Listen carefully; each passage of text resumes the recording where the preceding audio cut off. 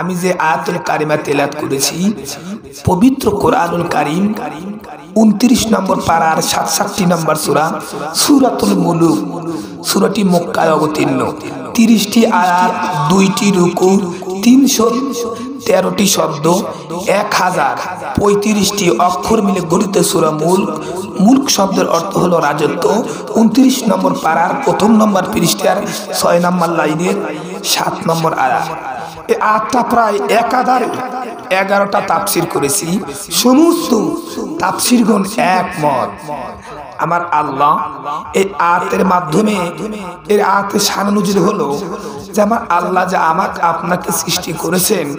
সূরা মুলুকের 2 নম্বর আয়াত কি ভাইজান? আল্লাযী খালাকাল মাউতা ওয়াল হায়াতা লিয়াবলুয়াকুম আইয়ুকুম আহসানু আমালা।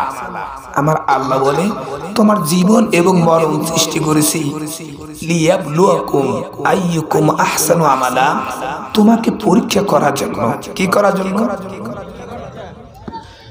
7 নম্বর আয়াতে আমার আল্লাহ পাক বলতেছেন, সকলে বলুন বিসমিল্লাহির রহমানির রহিম।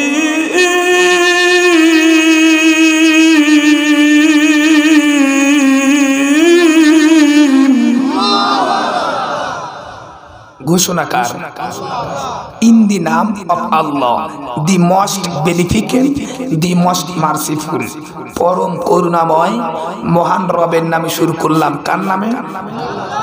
আল্লাহ পাক বলেন ওয়ালিল্লাযীনা কাফারু বিরাব্বিহিম আযাবু জাহান্নাম ওয়া বিইসাল মাসীর।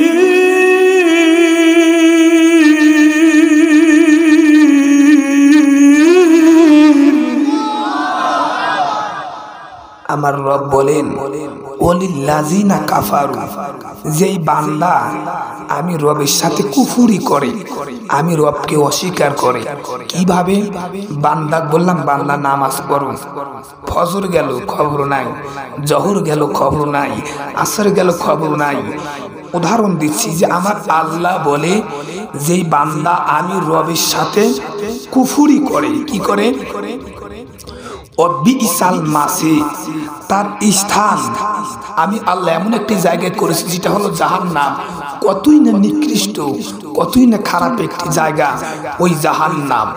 তাফসীরের মধ্যে আসছে ওই জাহান্নামের মধ্যে যখন বান্দাকে ছেড়ে দেওয়া হবে, কার মধ্যে? জবান দিয়ে বলেন কার মধ্যে? আল্লাহ পাক 8 নম্বর আয়াতে 7 নম্বর আয়াতে আল্লাহ পাক বললেন ইযা উলকু ফিহা সামিউ লাহা শাহীদান ওয়া হিয়া তাফুর।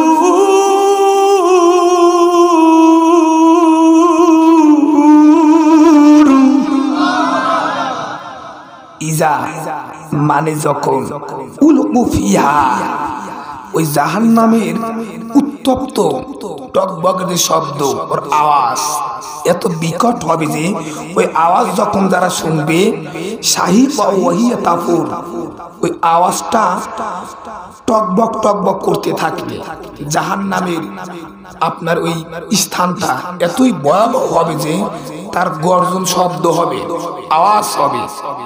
তথায় যখন কোনো নাফরমান বান্দা যখন ছেড়ে দেওয়া হবে, ছেড়ে দেওয়া মাত্রই ওই জাহান্নামের মধ্যে যখন ছেড়ে দেওয়া হবে তার এত আওয়াজ হবে যে জাহান্নামী ব্যক্তিদের, জাহান্নামে কিছু প্রহরী আছে ওটা রক্ষণাবেক্ষণ করার জন্য, দেখাশোনা করার জন্য সমস্ত তাফসীরগণ একমত জাহান্নামের মধ্যে 19 জন ফেরেশতা থাকবে।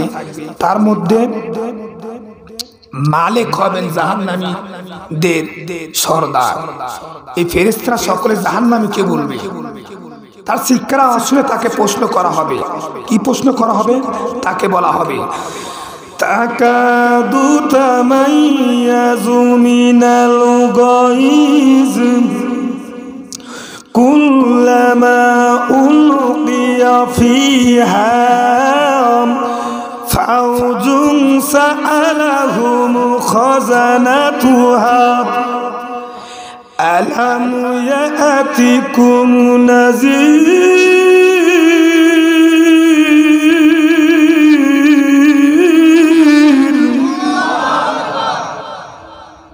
আল্লাহু আকবার।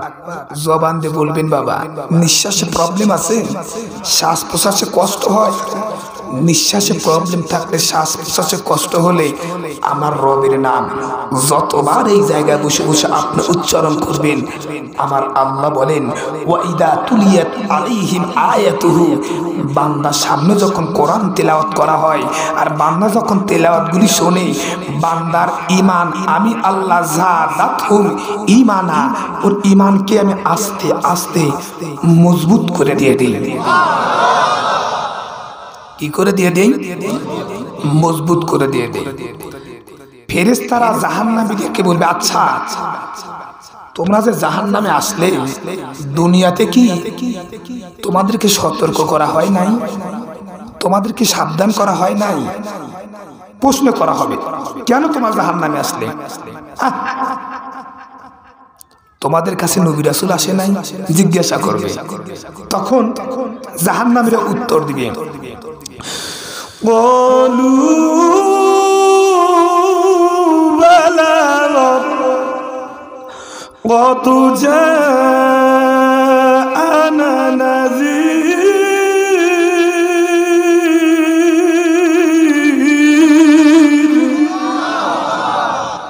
ক্বালু মানে তারা বলবে, বালা হ্যাঁ আমাদের কাছে নবী রাসূল এসেছিল, সাবধান করেছিল, সতর্ক করেছিল, সাবধান করেছিল, সতর্ক করেছিল, এরপরেও কেন তুমি জাহান্নামে আসলে?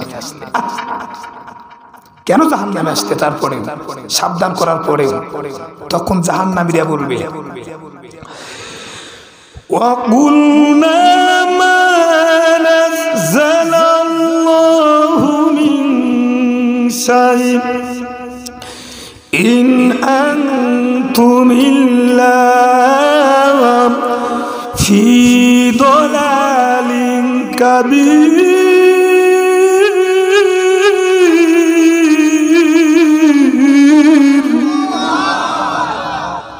ওয়াকুল্লামা নাজ্জালাল্লাহ, তারা যখন বলেছিল যে নামাজ পড়ো, রোজা রাখো, দান করো, সদকা করো, আমরা বলেছিলাম ফাকাজ্জাবনা, ওটাকে মিথ্যা বলে মনে করেছিলাম। আরো বলেছিলাম ওয়াকুল্না মা নাজ্জালাল্লাহ, আল্লাহ এইসব বিষয় কোনো কিছু নাজিল করে অবিশ্বাস করেছিলাম। তখন বড় আফসোস করবে, বড় দুঃখ প্রকাশ করবে, হায় হায় হায় আজকে তো আমরা ধরা পড়ে গেলাম। তারপরে তারা কি বলে আফসোস করবে? তারা বলবে وَقَالُوا لَوْ كُنَّا وَقَالُوا لَوْ كُنَّا نَسْمَعُ مَا كُنَّا فِي أَصْحَابِ السَّعِيرِ।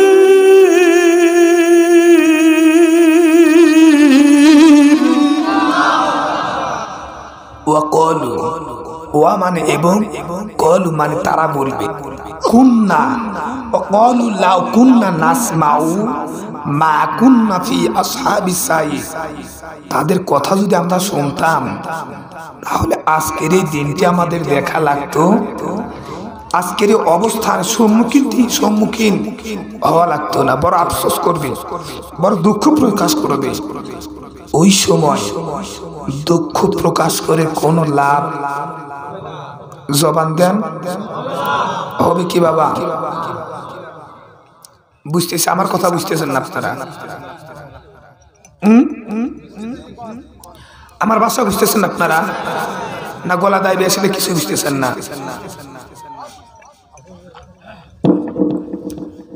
বাংলাদেশের রাজধানীর নাম কি?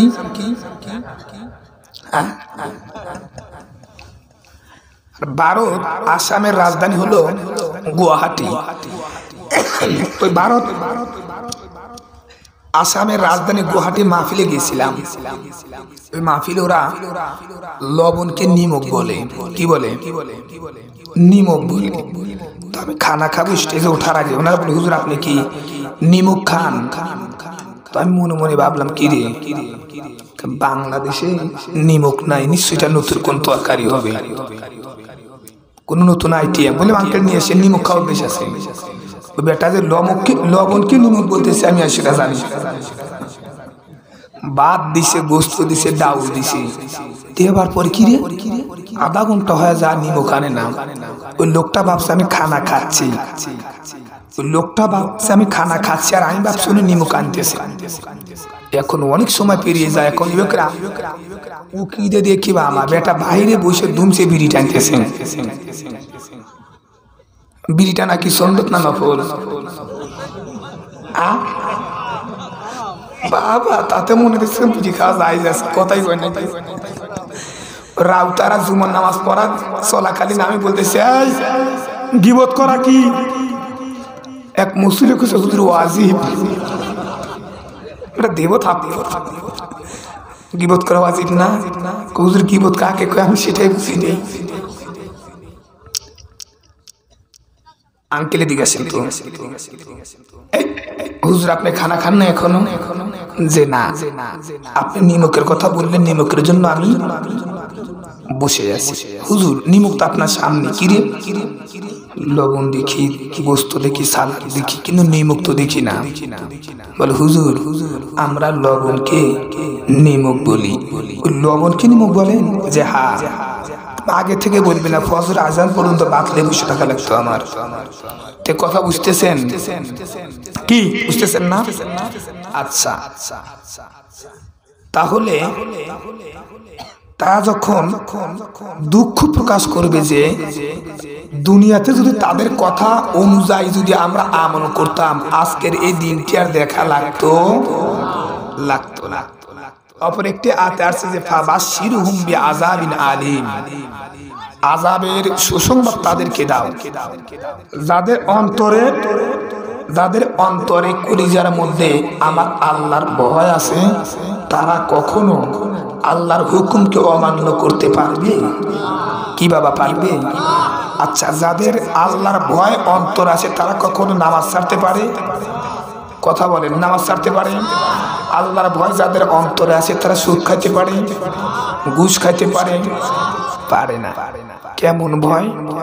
ওই ওমরের মতন ভয় অন্তরের মধ্যে পয়দা করে দিয়ে দেন।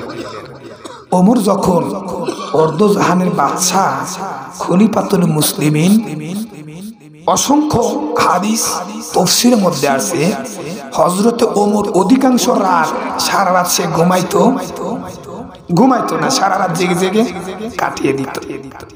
কেন দিত? ওমরের চিন্তা, আমি যদি এই সিংহাসনে খলিফাতুল মুসলিমিন থাকার পরে যদি আমার এরিয়ার মধ্যে একটা কুকুর, একটা প্রাণীও যদি অনাহারে মারা যায়, কিয়ামতের দিন আমাকে তার জবাবদিহি। মনোযোগ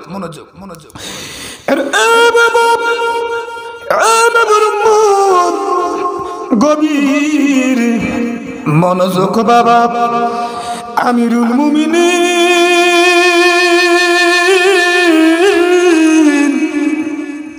আমার আল্লাহকে কেমন ভয় করত। আরবের জমিন এত কোন শীত, রাত্রি যখন গভীর, রাত্রি যখন নিঝুম হয়ে গেছে, এই দুনিয়ার জমিনে চারিদিকে কোনো সারা শব্দ নাই, সকলে ঘুমায় গেছে। কিন্তু হযরত ওমর, রাত্রি যখন গভীর হয়, ওমরের ভিতরে আমার আল্লাহর ভয় তত বেশি জাগ্রত হয়ে যায়।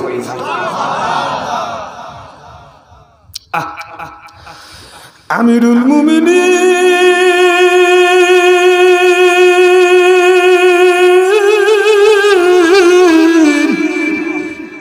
রাত্রিবেলা বাবা ঘুমায় না। কেন ঘুমায় না জানুনি? কবরের চিন্তা। আমি খলিফাতুল মুসলিমিন সিংহাসনে জনগণের দায়িত্ব নেবার পরে এর ভিতরে একটা কুকুর যদি অনাহারে মারা যায়, কাল কিয়ামতের দিন আমার আল্লাহর কাছে জাহান্নামের কাঠগড়ার আসামি হওয়া লাগবে। আল্লাহু আকবার বলে। এই ভয়ে ওমর আর রাত্রিবেলা ঘুমায় না। হায় হায়, কেমন ভয় বাবা! যে ওমরকে আমার নবী বলেছেন যে লা নাবিয়্যা বিবাদি